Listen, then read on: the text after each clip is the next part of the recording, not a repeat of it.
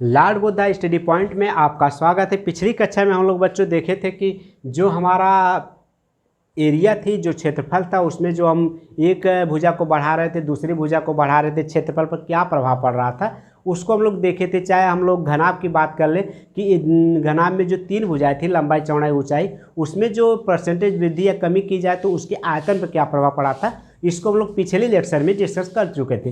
अब हम लोग देखेंगे कि अगर यह क्षेत्रफल ना होकर परिमाप हो, अगर वृत्त का परिमाप, चाहे आयत का परिमाप हो या फिर वर्ग का परिमाप हो, तो उसमें जो परसेंटेज वृद्धि की जाती है तो उसका क्या प्रभाव पड़ेगा। मान लीजिए एक आयत है तो हम लोग एक आयत लेते हैं, जैसे यह कोई हमारा एक आयत है, ठीक है। इसकी जो ये चौड़ाई है, ये लंबाई है। मान लीजिए ये चौड़ाई और लंबाई है। इसमें जो अगर देखा जाए तो इसमें अगर इस लंबाई में 10% की वृद्धि की जाए, चौड़ाई में 20% की वृद्धि की जाए, तो फिर इसका जो इसके परिमाप में परसेंटेज वृद्धि कितना होगी। तो इसके परिमाप में परसेंटेज वृद्धि, तो जो आयत का जो परिमाप में आयत या वर्ग की बात करेंगे तो परिमाप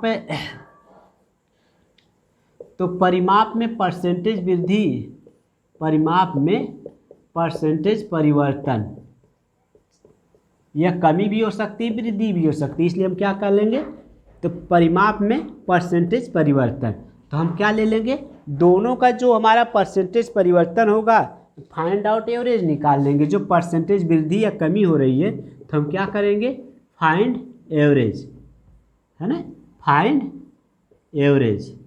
ये अगर ये फाइंड एवरेज कर लेंगे तो हमारा क्या आ जाएगा, जो उसमें परसेंटेज वृद्धि या कमी कर रहे हैं, तो जो पूरा टोटल आयत पर जो उसके परिमाप पर जो प्रभाव पड़ेगा, चाहे परसेंटेज वृद्धि हो चाहे कमी हो, तो हमारा आ जाएगा। ठीक है। एक आयत सवाल लेते हैं कोई, तो हम अगर सवाल लेते हैं तो देखते हैं कि एक आयत की लंबाई में 50% की वृद्धि की जाए और चौड़ाई में 25% की वृद्धि की जाए तो परिमाप पर क्या प्रभाव पड़ेगा, है ना। तो एक आयत है, हम लोग सवाल लेते हैं, एक आयत की लंबाई में, आयत की लंबाई में 30% की वृद्धि की जाए, वृद्धि तथा चौड़ाई में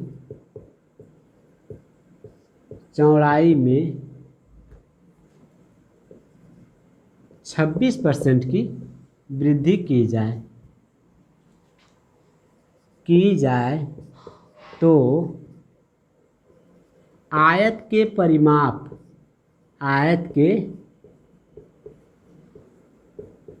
परिमाप में परसेंटेज वृद्धि कितना होगी, है ना, परसेंटेज वृद्धि कितना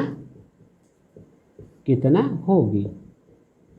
इसके लिए अभी बताया गया है कि हम लोग इसकी आयत में परसेंटेज वृद्धि के लिए क्या करते हैं कि फाइंड आउट एवरेज निकालते हैं, जो हमारा परसेंटेज वृद्धि हो रही है इसी का एवरेज निकाल लेते हैं। तो जो परिमाप में परसेंटेज वृद्धि होगी कितना हो जाएगी, परिमाप में परसेंटेज वृद्धि, तो हमारा ये कितना है 30% है, दूसरा कितना है 26%, एवरेज कितना हो जाएगा, दो संख्या जोड़े हैं तो बट्टे 2 कर लेंगे, तो इसका मतलब ये हो जाएगा हमारे कितना हो गया 56/2। इसको अगर सॉल्व करते हैं तो कितना हो जाएगा 28, तो 28% की क्या हो जाएगी, परिमाप में वृद्धि हो जाएगी। ये हमारा एक समान तरीका है कि अगर किसी भी संख्या के किसी भी आयत की लंबाई में वृद्धि की जाए, फिर चौड़ाई में वृद्धि की जाए, तो हम लोग देखेंगे कि कैसे उसके परिमाप में वृद्धि होती है, एवरेज निकाल लेंगे, वो आसानी से हो जाएगा, है ना। तो इसी तरह अगर कोई एक और सवाल लेते हैं कि एक आयत की भुजा में 20% की वृद्धि की जाए, तो आयत की भुजा में जब 20% की वृद्धि की जाती है तो उसके परिमाप में प्रतिशत परिवर्तन कितना होगा ना।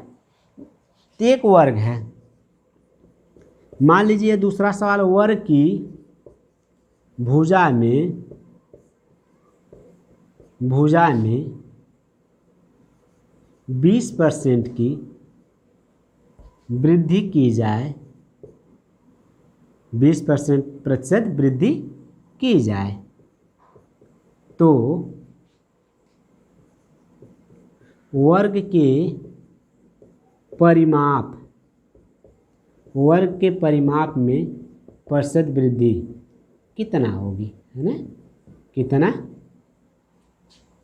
होगी। इसके लिए अभी कहा गया कि इसको क्या करेंगे, जब परिमाप निकालना होगा तो हम क्या करेंगे, एवरेज निकालेंगे दोनों संख्याओं का। जैसे हमारा ये एक 20% की वृद्धि हो रही है और दोनों भुजा है, ये इस तरह से है, वर्ग हमारा जो है इस तरह से है, और ये भुजा 20 है तो ये भी 20 है, अब ये दोनों 20 है तो इसका मतलब ये दोनों 20 हैं। जब दोनों 20 है तो इसका जो फाइंड आउट करेंगे, जो परिमाप में परसेंटेज वृद्धि की बात करें तो कितना हो जाएगा, दोनों का एवरेज औसत आ जाएगा, एवरेज आएगा ना। इसका मतलब ये हुआ कि बट्टे 2 कर लें तो कितना आया, 20%। इसका मतलब इसमें कितने परसेंट की वृद्धि हो गई, 20% की। अगर यही सवाल हमारा वर्ग में तो सेम टू सेम आ गया। तो इस तरह से अगर ये देखा जाए कि किसी वर्ग की बात की जाए, चाहे आयत की बात की जाए, चाहे वर्ग की बात की जाए, तो दोनों में जो परसेंटेज वृद्धि होगी तो उनकी भुजा में जो परसेंटेज वृद्धि हो रही है उसी का एवरेज ले लेंगे तो हमारे उसके परिमाप में जो परसेंटेज वृद्धि आ जाएगी। इस तरह से हम लोग और भी सवाल लगा सकते हैं।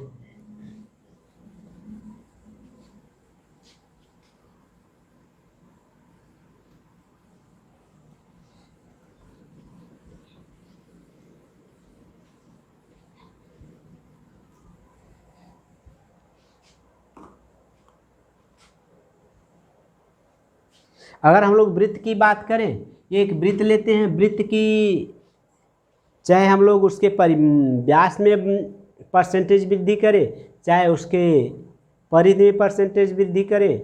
देखिए हम कैसे कहते हैं कि अगर कोई भी एक व्यास है, व्यास कितना होता है, 2r होता है, 2r के बराबर। अगर हम जितनी वृद्धि इस व्यास में करेंगे उतनी वृद्धि क्या हो जाएगी, r में भी होगी। अगर d हमारा क्या होगा, समानुपाती r के हो रहा है तो इसका मतलब अगर r में हम लोग 5% की वृद्धि कर रहे हैं, इसका मतलब d में भी हमारी कितना होगी, 5% की वृद्धि होगी। अगर हम लोग वृत्त के त्रिज्या में वृद्धि r 5% की कर रहे हैं तो उसके व्यास में 5% की वृद्धि होगी। अगर हम लोग परिधि में भी, अगर परिधि की बात करते हैं तो परिधि में हमारा क्या होता है, परिधि जो होगी 2πr होगी, है ना। तो 2πr में देखेंगे कि अगर हम लोग परसेंटेज जितना परसेंट की वृद्धि इस त्रिज्या में करेंगे उतने परसेंट की वृद्धि क्या होगी, वृत्त के परिधि में भी होगी, है ना। तो अगर हम लोग एक सवाल लेते हैं,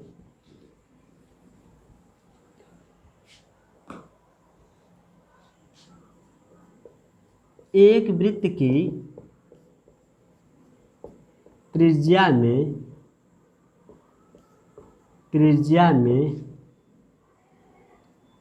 10% की वृद्धि की जाए तो अगर उसके त्रिज्या में 10% की वृद्धि की जाए तो वृत्त के व्यास तथा वृत्त के व्यास, जिसको हम लोग डायमीटर कहते हैं, व्यास तथा परिधि, जिसको हम लोग कहते हैं पेरीमीटर, परिधि में प्रतिशत वृद्धि क्या होगी, है ना। तो प्रतिशत वृद्धि क्या होगी, है ना। तो प्रतिशत वृद्धि जो होगी तो जितना वृद्धि त्रिज्या में वही वृद्धि उसके व्यास में हो जाएगी। तो व्यास में जो परसेंटेज वृद्धि जो व्यास में होगी, परसेंटेज व्यास में अगर परसेंटेज वृद्धि कितना होगी, परसेंटेज वृद्धि कितना होगी, 10% होगी, है ना। परिधि में कितना होगी, परिधि में परसेंटेज वृद्धि कितना होगी, सीधे सीधे भी 10% हो जाएगी, है ना। तो इस तरह से वृत्त में जितनी त्रिज्या में वृद्धि होती है उतना है व्यास में हो जाती है, जितनी व्यास में वृद्धि होती है वही उसके परिधि में भी हो जाती है। अगर हम लोग यदि हम लोग किसी भी वस्तु में समान वृद्धि और समान कमी की जाए तो उस कंडीशन में हम लोगों को हमेशा क्या होता है, हानि उठानी पड़ती है ना। तो अगर हम लोग एक और सवाल लेते हैं, कोई भी हो तो कोई भी सवाल लेते हैं, जैसे ये हमारा एक वस्तु है जिसमें पहले 10% की वृद्धि की जाती है, फिर उसके बाद क्या किया जाए 10% की कमी की जाती है, तो उसके जो परसेंटेज वृद्धि पर उसके परसेंटेज परिवर्तन क्या होगा, उस पर क्या प्रभाव पड़ेगा, है ना। तो जब हम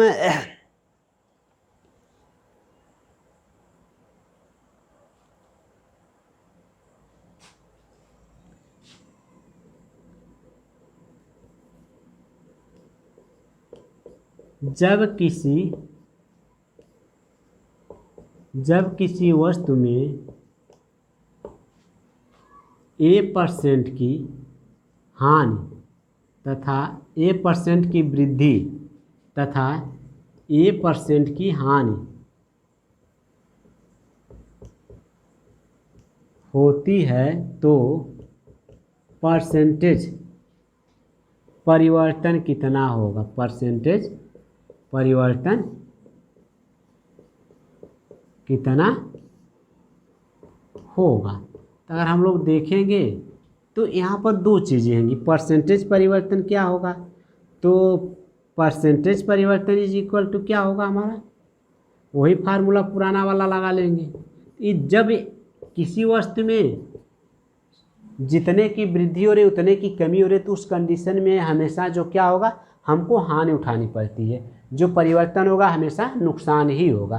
तो इससे परसेंटेज परिवर्तन क्या होगा, पहले हमारी वृद्धि हो रही फिर हमारी कमी हो जा रही फिर हमारी क्या हो रही है। तो ये हमारा फार्मूले जो है फार्मूले के हिसाब से करते तो ये होता है कि A धन B माइनस A धन B। हमको पहले वृद्धि मतलब पहले वृद्धि होती फिर कमी होती है, एक वृद्धि होती कमी होती, इसका मतलब ये माइनस हो जाएगा, ये चीज़ इससे कैंसिल हो जाएगा, इसका मतलब A² 100 हो गया। इसका मतलब जो हमको होगा तो परसेंटेज परिवर्तन कितना होगा, परसेंटेज परिवर्तन इज इक्वल टू कितना होगा, A² 100 है ना, A² 100। जो परसेंटेज परिवर्तन कितना होगा, A² 100। अब अगर हम लोग कह दिया जाए किसी वस्तु में पहले 10% की वृद्धि की जाती है, वृद्धि की जाए पुनः 10% की हानि की जाए तो वस्तु के मान पर क्या प्रभाव पड़ेगा, वस्तु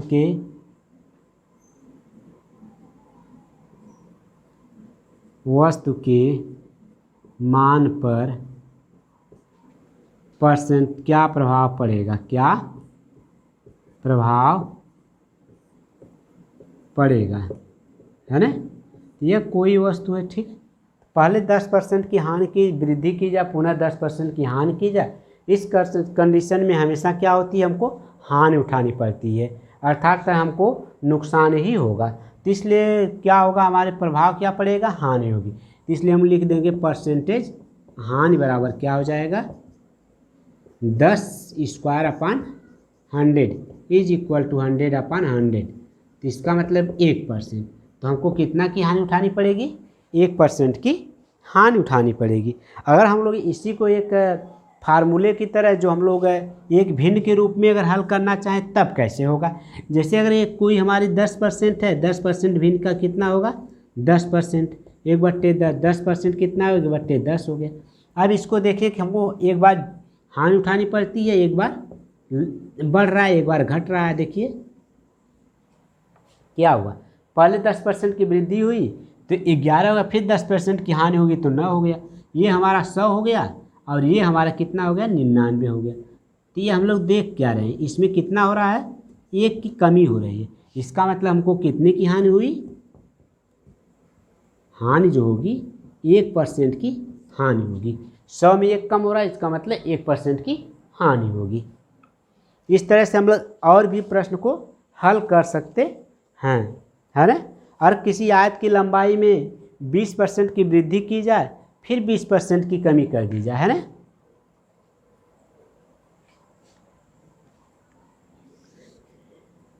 कोई एक प्रश्न लेते हैं, इस तरह से और भी तमाम सवाल हल कर सकते हैं, और हम लोग इसको 20 बनाकर बहुत से सवालों को हल करने की कोशिश करेंगे, है ना। तो देखिए कि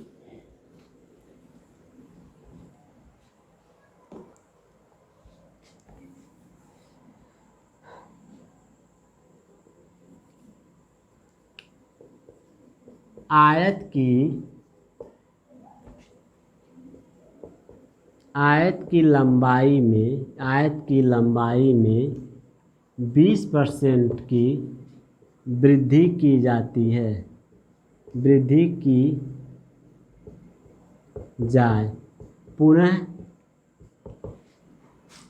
20% चौड़ाई में जो आयत है उसकी लंबाई में क्या कर रहे हैं, 20% की वृद्धि की जा रही है, उसके बाद पुनः 20% की क्या करें, कमी की जा रही है।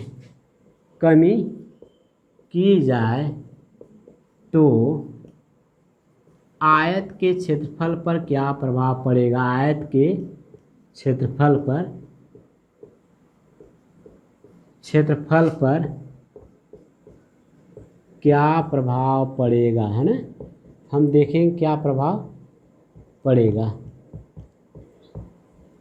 तो हम लोग देख रहे हैं कि जो परसेंटेज वृद्धि हो रही है तो उतना ही, जितनी वृद्धि और उतनी ही कमी हो रही है। इसका मतलब क्षेत्रफल पर जो परसेंटेज वृद्धि है या हमेशा क्या होगी, हानि होगी।